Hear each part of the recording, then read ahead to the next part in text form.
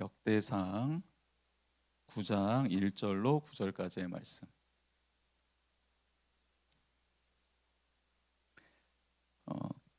네. 구약 성경 623면에 있습니다. 우리 같이 한 목소리로 한번 읽어보겠습니다. 시작. 온 이스라엘이 그 계보대로 계수되어 그들은 이스라엘 왕조 실록에 기록되니라. 유다가 범죄함으로 말미암아 바벨론으로 사로잡혀 갔더니 그들의 땅 안에 있는 성읍에 성읍으로 거주할 이스라엘 사람들은 제사장들과 레위 사람들과 느디님 사람들이라. 유다 자손과 베냐민 자손과 에브라임과 므낫세 자손 중에서 예루살렘에 거주한 자는 유다의 아들 베레스의 자손 중에 우데이니 그는 암미우스의 아들이요 오므리의 손자요 이므리의 증손이요 바니의 현손이며 실로 사람 중에서는 맏아들 아사야와 그의 아들들이요 세라의 자손 중에서는 여우엘과 그 형제 690명이요 베냐민 자손 중에서는 하스누아의 증손 호다위아의 손자 무술람의 아들 살루요 여호함의 아들 이브느야와 미그리의 손자 우시의 아들 엘라요 이브니아의 증손 루엘의 손자 스바랴의 아들 무술람이요 또 그의 형제들이라. 그들의 계보대로 계수하면 956명이니 다 종족의 가문의 우두머리들이더라. 아멘. 예, 역대상 9장 다 읽자고 하면 시험 들겠죠. 예, 이름들이 꼬여요.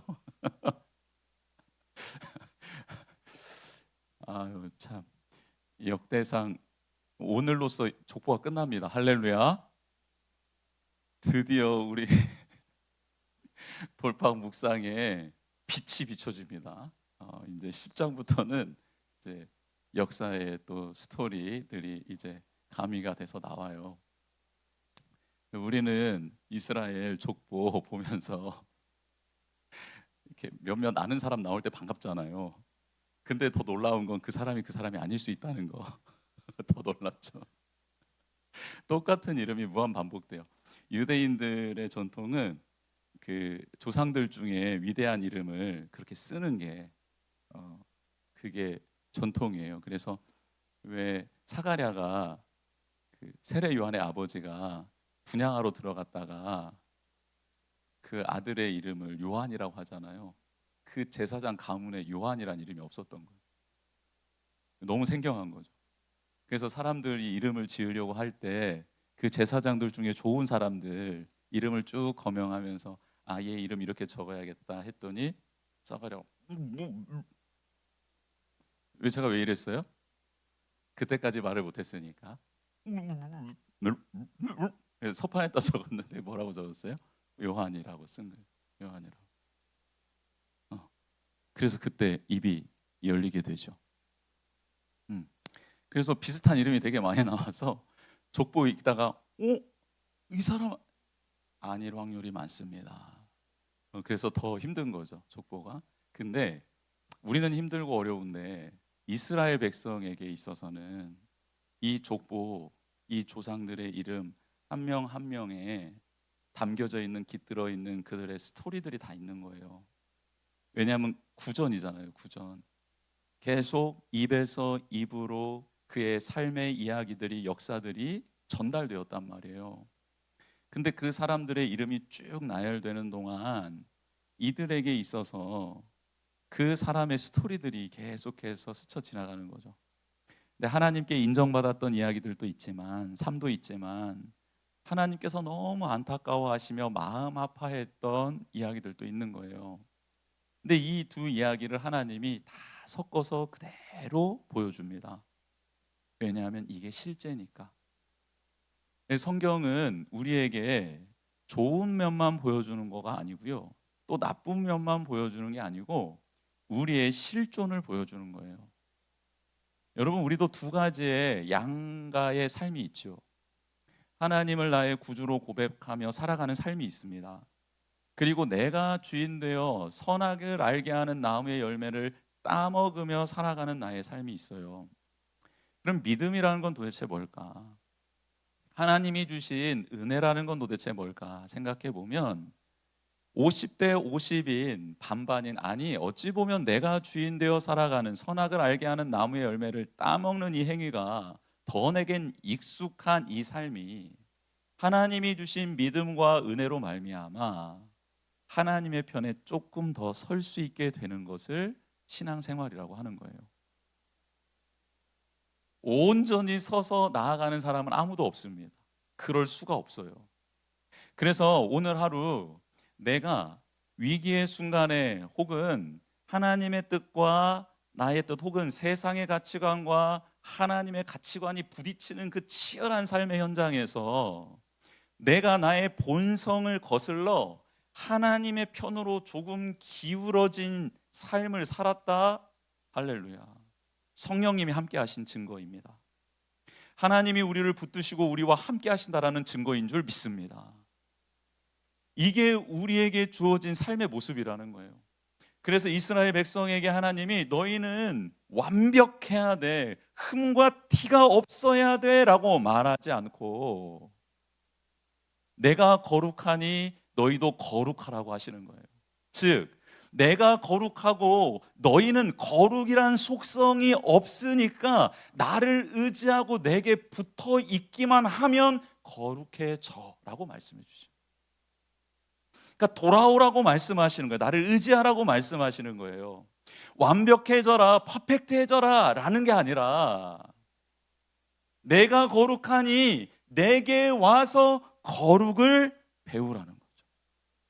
내게 오면 너희가 거룩해질 수 있다라는 거예요. 그래서 이 사실을 하나님께서 알려주고 있는 겁니다. 근데 이 족보가 쭉 나왔어요. 너무 멋있는 족보였어요.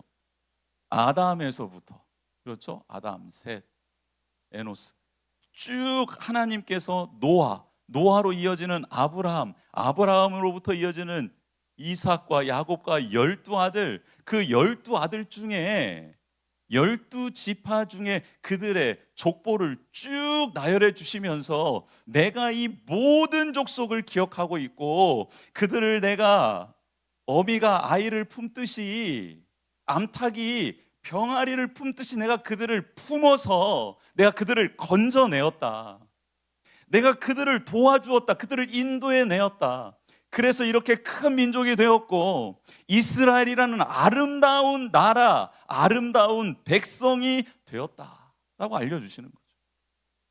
그런데 그들이 안타깝게도 나를 떠나버렸다. 나를 배신했다.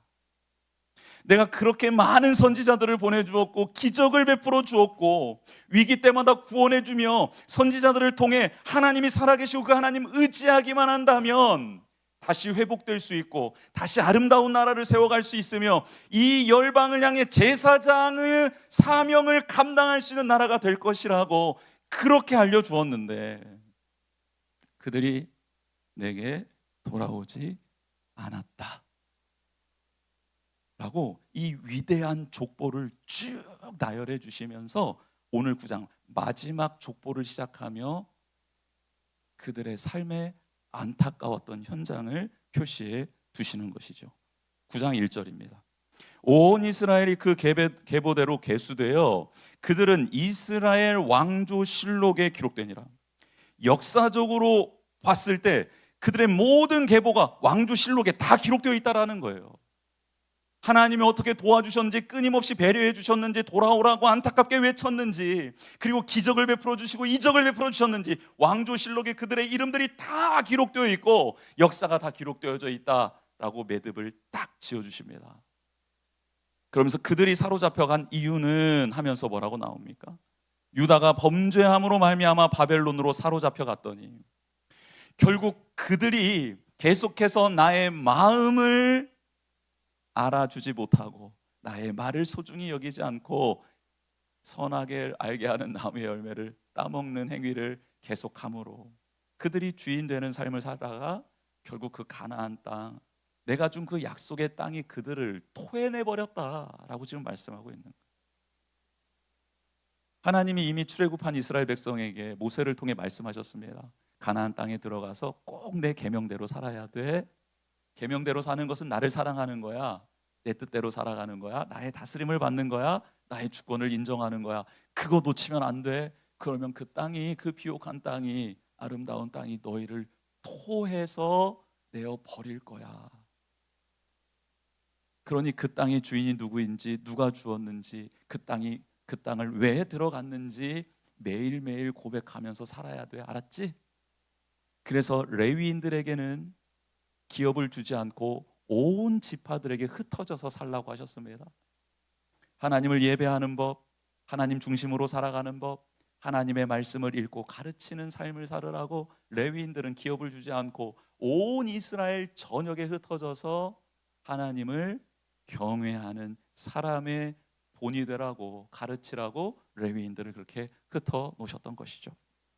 그런데요, 나중에 레위인들도 타락하게 되죠.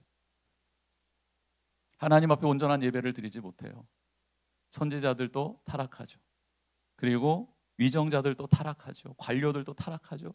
그래서요, 하나님을 예배하는 신앙이 무너지자, 영혼이 죽게 되자, 양심, 마음, 감정이 으그러지고 그로 말미암아 삶의 태도 나타나는 증상들은 하나님이 눈뜨고 볼 수 없는 상황들이 펼쳐지게 된 것입니다.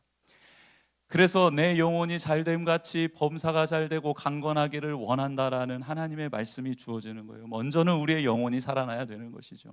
그래서 지금 70년의 포로 생활을 마치고 그렇게 바벨론으로 끌려갔어요. 범죄로 인하여서 하나님을 떠난 죄로 말미암아 바벨론으로 잡혀갔습니다. 그런데 예레미야가 하나님의 말씀을 대언해서 그들은 70년 만에 돌아오게 될 것이다라고 하나님의 말씀을 전해주셨죠. 아무도 듣지 않았습니다. 그 당시에는 예레미야의 말에 귀를 기울인 사람이 없어요. 예레미야를 오히려 때려 웅덩이에다 집어 던지고 감옥에다 가둬두는 게 왕들이, 관료들이, 이스라엘 백성들이 했던 일이고요. 거짓 선지자들이 일어나서 예레미야의 뺨을 치며 어디서 헛소리 하냐고 구박줬던 게 그 당시에 사회의 모습이었습니다. 예레미야가 지금은 하나님의 심판의 때고 너희들은 그냥 순순히 잡혀가는 게 맞다. 그래서 거기에서 회개하고 돌이키면 된다. 하나님께서 70년 만에 너희들을 다시 이곳으로 인도할 것이다라고 말했지만 아무도 그 말에 귀 기울이지 않았어요. 아무도 그 말에 마음을 다하여 아멘으로 받지 않았어요. 예레미야의 외로운 외침이었을 뿐이죠. 그런데요, 왕도 관료들도 거짓 선지자들도 이스라엘 백성도 다 부인했던 그 말씀, 그러나 외롭게 외쳤던 예레미야의 눈물의 호소인 그 말씀은 성취됩니다. 하나님의 말씀을 붙들고 진리의 편에 서서 외롭게 걸어가고 계시는 분들 계십니까? 아니요. 하나님이 주신 그 약속의 말씀은 반드시 이루어질 줄 믿습니다. 이 믿음을 가지고 예레미야는 선포했고, 근데 그 말씀대로 70년 만에 이스라엘 백성이 돌아오게 된 것입니다. 여기에서 하나님은 우리에게 질문하고 있습니다. 화려했던 족보들의 역사를 쭉 말씀해 주셨잖아요. 근데 이 과거의 역사도 참 중요한데 너 지금 어디에 서 있냐라고 물으시는 거예요. 보세요. 성경이 지금 그렇게 물어보고 있잖아요. 바벨론으로 사로잡혀 갔더니 2절입니다.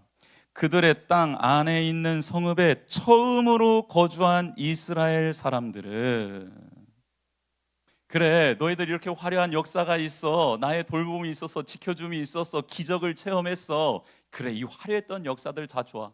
그런데 그 중에 말씀대로 지금 70년 만에 너희들이 돌아오겠다라고 했던 이 말씀에 의지해서, 이 말씀을 믿음으로 다시 하나님께로 돌아가야 된다고, 하나님 중심으로 살아가야 된다라고 고백하는 현재, 그렇게 믿음을 고백하고 있는 사람들이 누구냐라고 지금 묻고 있는 거예요. 목사님, 저의 과거요, 백그라운드 엄청 화려합니다. 제가요 선교를요, 제가요 제자 훈련을요, 제가요 말씀을요 막 다 외웠다 그러고 5대양 6대주 막 다 돌았다니고 오케이 뭐 전도훈련 제자훈련 열심히 받다 하고 막 오케이 다 좋아요. 근데 하나님이 뭐라 그러냐면 그래 그런데 지금 너는 나를 어떻게 생각해? 라고 물은 거예요. 아까 그 오전에 우리 소건 알죠? 처음 듣는 것처럼 이렇게 오늘 분위기 안 좋네. 이렇게 오늘 뭐 싸우고 오셨어요? 가정에서 다? 우리 건이 이제 유아 세례 받는데 부모님들 이제 세례 교육을 오전에 시켰어요. 그래서 1시간 동안 이제 우리 같이 이제 이런저런 거 나눴는데 이제 마지막에 제가 그랬어요. 이 아이는 지금 빵긋빵긋 웃고 하나님으로 영으로 대화할 뿐이고 지적으로 말할 수도 동의할 수도 깨달을 수도 없는 상태다. 근데 건이가 양육하는 내내 막 이렇게 대답도 하고 내가 가가지고 이렇게 막 말했더니 막 빵긋빵긋 웃는 거예요. 아멘 할 때 막 빵긋빵긋 웃는 거예요. 됐네. 그래서 축복해 줬는데 제가 부모님들한테 말했죠. 얘는 의지적으로 고백할 수 없다. 나중에 의지적으로 고백하게 될 때 입교를 하게 되겠죠. 그러면 이 아이를 앞으로 부모의 신앙 고백으로 키우겠습니다라고 고백하는 게 부모의 고백으로 이 아이를 그렇게 키워간다라는 게 유아세례이기 때문에 부모님들의 신앙 고백이 중요합니다. 라고 말씀을 드리고 아브라함 이야기를 해드렸어요. 아브라함이 난지 8일 만에 이삭을 할례를 행하거든요. 몰라요, 이삭은 아무것도. 근데 무슨 고백이냐면 이거 하나님이 주신 자녀입니다라는 뜻이에요. 생명의 주인 하나님이고 이 아들은 하나님의 것인데 제가 하나님을 대리해서 키우겠습니다라는 뜻이잖아요. 그래서 이삭에게 할례를 행하고 난 다음에 이삭을 그렇게 키워요. 정말 존귀하게. 근데 이삭이 커서 13세에서 17세 사이가 돼서 청소년이 되었을 때 갑자기 하나님의 명령이 떨어집니다. 너 이삭 나한테 바쳐라 제물로. 이게 무슨 사건이냐면 첫사람 아담은 실패했던 사건이에요. 하나님의 주권을 인정하면서 하나님의 통치, 하나님의 다스림, 이 모든 것이 하나님께로부터 왔으니 나도 하나님의 것입니다라는 고백을 해야 했었죠. 선악을 알게 하는 나무의 열매를 따먹지 않음으로 고백을 했어야 되는 거예요.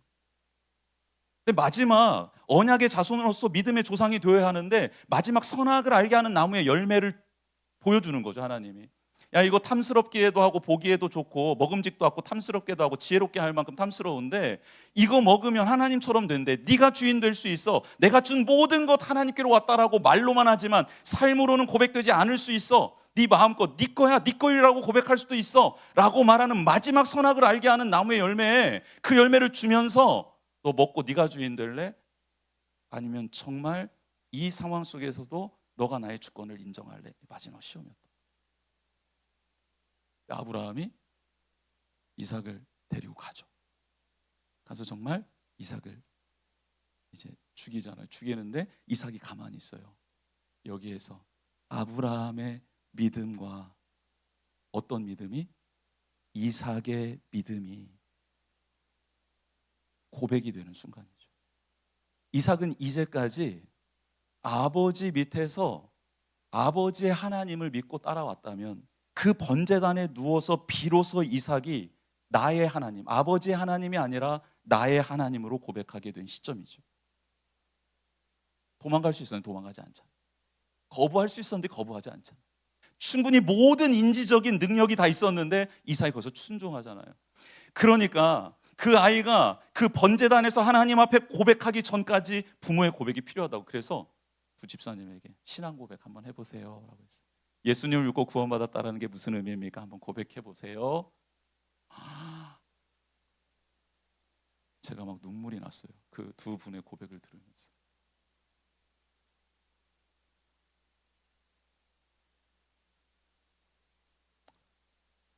그래서 제가 그렇게 말씀드렸어요. 집사님들, 제가 이 시간 1시간 동안 가르치는 게 중요한 게 아닙니다.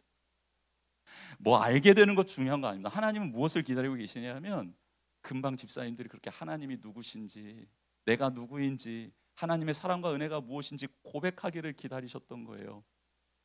이 시간 하나님이 기억하시고 천국에서 기쁨의 잔치가 벌어졌을 겁니다. 그러면서 제 눈시울이 너무 붉어졌어요.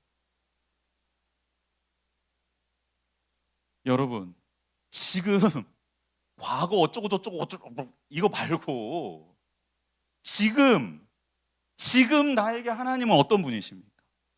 지금 내게 하나님의 말씀은 어떤 겁니까? 지금 나를 구원해 주신 예수 그리스도를 나는 어떻게 영접하고 경배하고 찬양하고 있습니까? 하나님은 1장에서부터 8장까지 정말 위대했던 이스라엘 백성의 역사들, 지파의 가문들, 화려했던 이름들, 혹은 안타까웠던 사람들, 모든 사람들을 집대성해서 1장 아담에서부터 8장까지 모든 사람들의 족보를 다 기록해서 알려줬습니다. 그리고 9장에서 마지막으로 묻는 거예요. 그런데 지금 70년이 지난 나의 말씀이 성취되어 있는 이 예루살렘 성 안에 누가 서 있느냐라고 묻는 거예요. 서 계시겠습니까? 대답 안 하기로 작정을 했어요?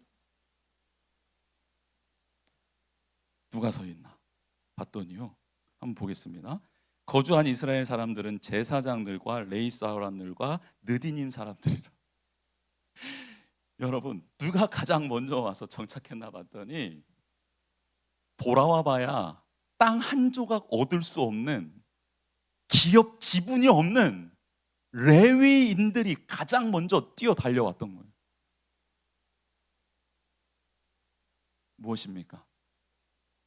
황폐해져 버린 70년 만에 돌아와서 아무것도 없는 이 땅이 아름다운 하나님의 나라로 세워지기 위해서 하나님이 가장 먼저 해야 될 일로 예배의 회복을 말씀하고 있는 장면입니다.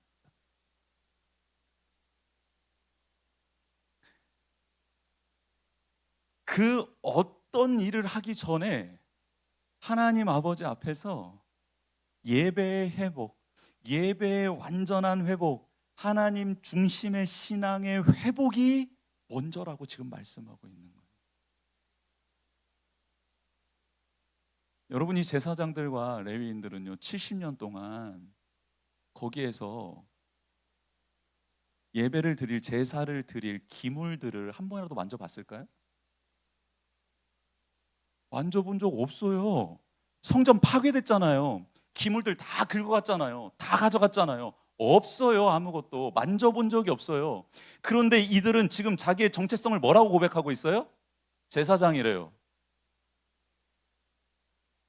나는 성막의 이것저것을 관리하는 레위인이라고 정체성을 말하고 있어요. 그러면 도대체 바벨론 땅에서 무슨 일이 일어난 겁니까? 어떤 일이 일어난 거죠?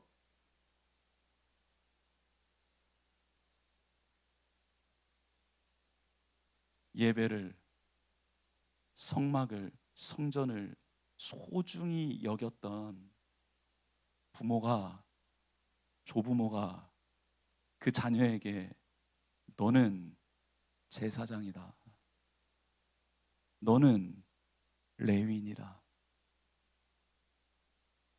너는 이런 일을 해야 한다, 아무것도 보이지 않는데 시뮬레이션을 한 겁니다. 보이지 않는데, 아무것도 없는데 있는 것처럼. 믿음은 바라는 것들의 실상이요, 보이지 않는 것들의 증거니. 70년 만에 돌아갈 것이다라는 예레미야의 눈물의 호소를 풍문으로 들었던, 직접 들었던 어떤 그 사람들, 그러나 성전을 사모했던 그 사람들이 그렇게 그날을 기대하며 그 자녀들에게 너는 제사장이다, 너는 레위인이다라고 말을 해줬던 겁니다.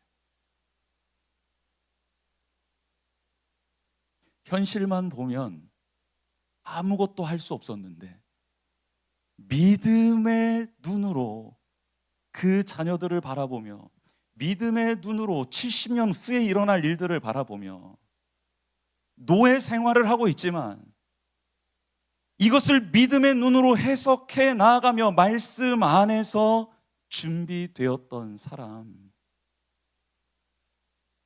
레위인들, 그 레위인들 1760명이 한달음에 달려와 버립니다. 그리고 가장 먼저 예루살렘 성읍에 거하는 자들이 됩니다. 그들을 통해 하나님이 그 나라를 세워가실 거다라는 뜻이죠. 여기에 또 끼어든 사람이 있었는데 느디님 사람들입니다. 느디님, 이름도 요상하죠. 느디님, 이 사람들이 누군가 봤더니 가나안 땅에 들어왔을 때 여호수아가 하나님의 명령대로 가나안 지파 다 이제 그 성전, 거룩한 전쟁으로 심판했어야 되거든요. 근데 멀리 가나안 땅 말고 가나안 땅 멀리 있는 사람이 화친을 요하면 그들은 살려주라는 하나님의 율법이 있었어요. 근데 어떻게 이것을 알아냈는지, 살기 위해서는 모든 정보력이 총동원되었지 않겠습니까? 모세가 모압 평지에서 했던 이 말을 어떻게 얻어낸 기브온 사람들이 여호수아가 진쳐 있는 곳에서 정말 가까운 거리인데 멀리서 온 사람처럼 행색을 다 꾸며서 속여서 여호수아에게 찾아가서 우리 멀리서 왔는데 우리 살려주세요. 당신의 여호와 하나님을, 그 이름의 능력을 저희들이 다 들었어요. 그러니 저희들 불쌍히 여기시고 저희들 용서해 주시고 저희들과 화친 맺어 주세요. 그 길만이 살 길이니까. 근데 당시 기브온 주민들은요, 가나안 땅에서 전투력으로 으뜸이었습니다. 이상하죠? 전투력으로 으뜸인 기브온이 허리를 숙여서요, 그 주변에 있는 나라들이 연합해서 이스라엘을 치려고 했던 거예요. 왕도인 기브온이 엎드렸다면 엄청난 거다라는 사실을 알면서도 화가 나니까 연합해서 이스라엘을 치려고 했던 거예요. 근데 기브온 사람들은 그렇게 막강한 힘을 가지고 있었으면서도 불구하고 나보다 더 막강했던 애굽이 하나님 여호와 이름 앞에 굴복했다라는 것을 알고요, 지혜로운 지도자들이 그 백성들을 살리고자 나온 거죠. 근데 나중에 여호수아가 속았다라는 것을 알고 으아 이랬지만 결국 하나님이 그들을 포용하게끔 해주시고 그 기브온 사람들이 무엇을 하게 되었냐면 가장 힘든 일을 하게 되었습니다. 광야에서, 사막에서 나무를 패다가 장작을 만드는 일과 광야과 사막에서 물을 길어다가 채워놓는 일을 한 거예요. 근데 그 일이 어디서 하는 일이라고요? 성막에서 하는 일. 성막에 장작을 패는 일과 물 깁는 일을 했던 사람들이 기브온 사람들인데, 그 기브온 사람들을 가리켜 뭐라 그러냐? 느디님 사람들이라고 했던 거예요. 성막에서 허드렛 일을 하며 노동했던 사람들을. 그러면 이들은 유대인이 아니잖아요. 히브리인이 아니잖아요. 이들은 바벨론 땅에서 잘 정착하며 살아가면 되는 것 아닙니까? 그런데 유대인의 성전을 회복시키라는 고레스의 칙령을 듣고 난 다음에 모여라 했더니 느디님 사람들이 모여든 거예요. 거기 가면 뭐 하게 돼요? 멋있게 대제사장 옷 입고 지성소 들어가고 성소 들어가고 막 이래요? 아니요, 가서 뭐 해야 돼? 똑같이 나무 패고 물 깁는 일을 해야 돼요. 그런데 왜 그 일을 하겠다라고 아무도 쳐다보지 않는 그 허드렛 일을 하겠다고 이 사람들이 몰려든 걸까요? 왜? 유대인들도 복귀하기 싫어하는 그 땅, 지금 이제 70년 동안 적응하고 정착하고 잘 먹고 잘 살고 있는, 그래도 어느 정도 생활이 되는 이 땅을 버려두고 왜 그 땅, 고단한 땅, 힘든 땅 다시 개척해야 되는, 다시 성전을 건축해야 되고 성을 건축해야 되는 그 고단한 일이 기다리고 있는 그곳으로 왜 가냐고요. 유대인들도 안 가는데 왜 느디님 사람들은 가냐고요. 왜 갑니까? 이들이 비록 나무를 패는 일, 물 깃는 일이었지만 성막 안에서 그 일을 감당했던 선배님들, 그들의 조상들이 세상에서 가나안 땅을 통솔해도 받고 왕도였으니까 가나안 땅을 통솔에도 받고 지배도 해봤고 모든 것을 다 누려봤지만 그 영광과는 비교할 수 없는 게 성막 안에 하나님의 임재 안에 있었기 때문입니다. 이거를 자손들한테 계속해서 알려줬던 거예요. 언젠가 그 땅이 회복되고 그 땅이 돌아온다고 하면 너희들은 이 땅에 아무리 아름다운 영광이 있고 이 땅에 안전과 평화가 있더라도 그것을 당장 내려두고 달려가라고 한 거예요.